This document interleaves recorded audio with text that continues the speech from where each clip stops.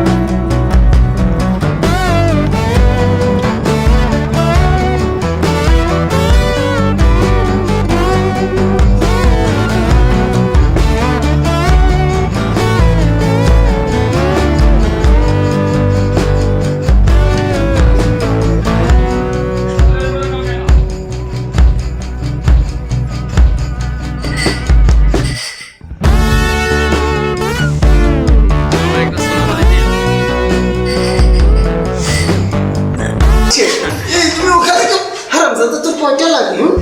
তুমি আমার পাশে বসে এখানে তাই সুন্দর, তোমাকে একটা রিকোয়েস্ট করি, তুমি আমার পাশে বসো। শয়তান, আমি এই কোচিং এর ছাত্রী না, আমি হলাম তোদের ম্যাডাম।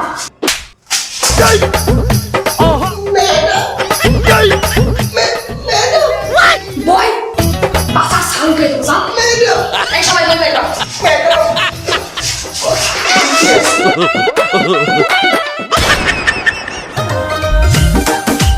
স্যার, এই অঙ্কের পোর্টাল থেকে আমি কিছু বুঝিনি, আমার আর একবার বুঝাই দেবেন?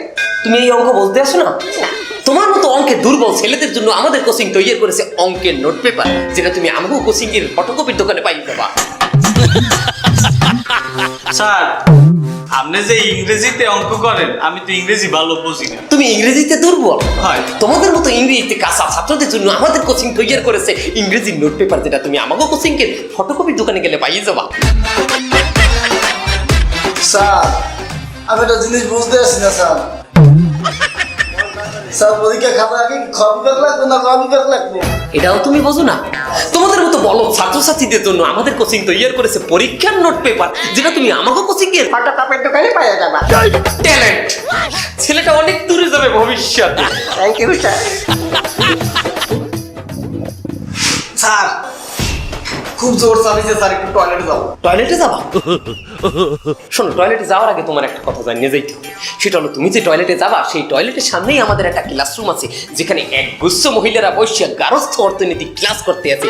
মনে করো তুমি টয়লেটে যাইয়া টয়লেটের মধ্যে না হাইন্দে খারাইয়া তুমি সামনে মহিলাদের দেখতে আসো এবং তোমার চরিত্রের অবক্ষয় ঘটতে আছে। সেক্ষেত্রে তোমাদের মতো চরিত্রহীন লম্পট ছাত্রদের জন্য আমাকে কোচিং তৈরি করেছে আদর্শ চরিত্রের নোট পেপার, যেটা আমাকে কোচিং এর ফটোকপির দোকানে পাওয়া যাবে।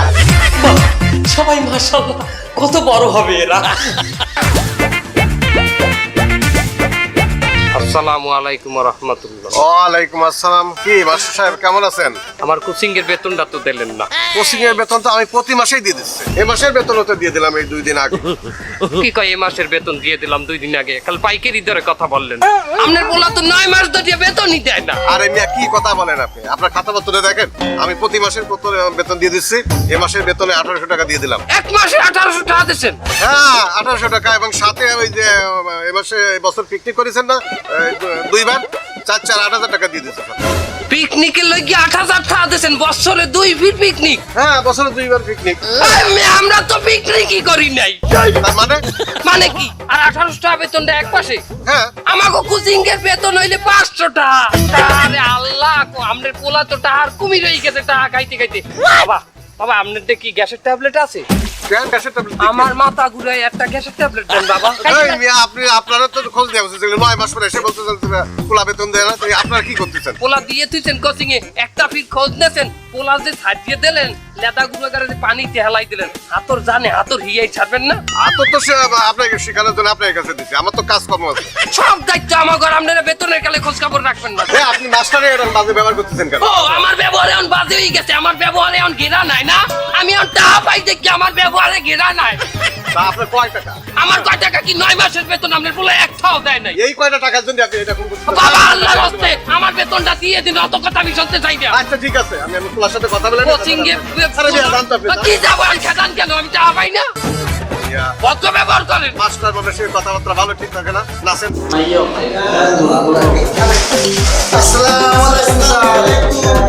ওয়ালাইকুম আসসালাম রাহমাতুল্লাহি ওয়া বারাকাতুহু। এই মেয়ে, এই মেয়ে, স্যার তুমি কলম দিয়ে দাঁত মাজো কেন? কলম রে বিরাজ বানাইছো কেন?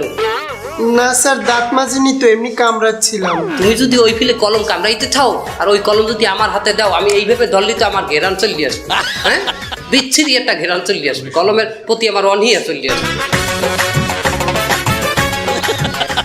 এই ছাত্রছাত্রীরা, তোমাদেরকে যে গতকালকে বলেছিলাম 50 টাকা করে পরীক্ষার ফি আনবা, তা কি তোমরা আনছো? স্যার প্রত্যেকদিন যদি এখানে 50 টাকা করে পরীক্ষার ফি দেওয়া লাগে, তা মাসে এই জায়গায় তো 1500 টাকা চলে যায়। কোচিং এর ফি মাসে 500, ডেলি পরীক্ষার ফি দি 50, মাসে 1500, স্যার 2000 টাকা এমনি চলে গেলে স্যার। আপনি ঠিক বলেছেন স্যার।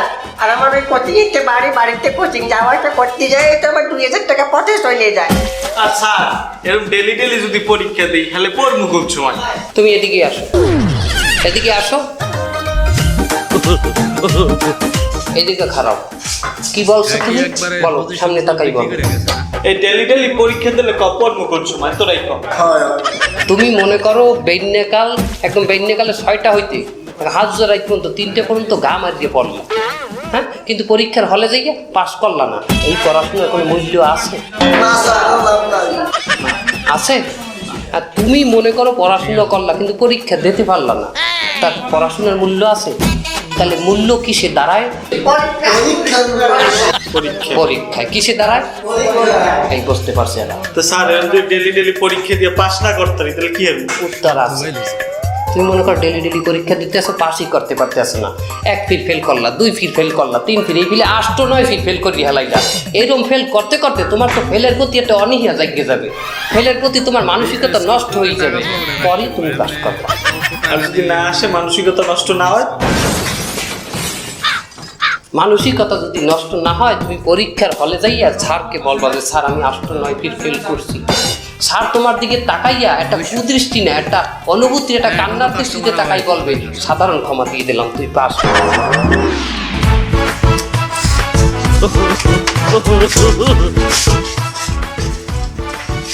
আসসালামু আলাইকুম। তোমরা কারা? আমরা এই কোচিং এর ছাত্র। নোট পেতে আইছো? তা কি কি নোট লাগবে? বল। আমার ইংলিশ নোট লাগবে। আচ্ছা তোমার? আমার অঙ্কের নোট লাগবে। মাগো তোমার? স্যার আমার বিশুদ্ধ পানির নোট লাগবে। আর বাবা তোমার? আমার বাবা তোমার তো ওই আদর্শ চরিত্রের নোট লাগবে না? আপনি জানলেন কিভাবে চাচা? কি বলে দেখো, আমি এই 55 বছর বয়সে যদি মানবিককে কইতে না পারি কার কি কমতি আছে, তোমার ওই চোখের নিচে কালা দাগ দিয়ে কি বোঝা যায় তুমি রাইতে উচ্চে গাথা? তাড়াতাড়ি তাহলে আমার আদর্শ চরিত্রের নোটটা দেন, আমি টয়লেটে যাব। বাবু টয়লেট আগে না চরিত্র? চরিত্র তার তুমি একটু অপেক্ষা করো। আচ্ছা ইংলিশ লাগবে কার? ইংলিশটা দেখো তো, ইংলিশ এই ক্লাসের এইটা হ্যাঁ এবারে এই সেম নোট আমার এই পাশের বাড়ি আমার বন্ধুরা আছে, তা আমি অর্ধেকটা নিয়ে ওই এলাকাতে কপি করে নিই মনে আমি যাই। বাবু হইবে না, ওটা গ্যারান্টেড না। কাকা একালে একই সেম সেম হইলেও ওটার উপরে কি আমার সিগনেচার আছে? না, তার হইবে না। শোনো, এখান থেকে আমার কোচিং এর ফটোকপির দোকান দিয়া ফটোকপি করাই গিয়ে আমার সিগনেচার লই যে তুমি ক্লাসে যাবা, সারে গ্যারান্টেড করবে, তার যে আরে ওই এতে তোমার হইবে, সারা হইবে না। আর তোমার কি লাগবে? গণিত। গণিতের নোট। গণিতের নোট দেখো, এই ক্লাসের এই যে নেই গণিত। হ্যাঁ, এই নোটই লাগবে, কিন্তু এই নোট তো আমার বাড়ি আসে, তার মানে আমার লাগবে না, আমি চলে যাচ্ছি তাহলে। হ্যাঁ। বাবু হ্যাঁ হইবে না। কেন হবে না? তোমার বাড়ির যেটা আছে ওটার ডেট নাই। কি বলেন ডেট নেই? একই লেখা, একই অঙ্ক, একই সব। হলো লেহায় এক থাকলেও কাগজেরও তো একটা ডেট আছে না? কাগজের ডেট শেষ, তাছাড়া ওই কাগজে কি আমার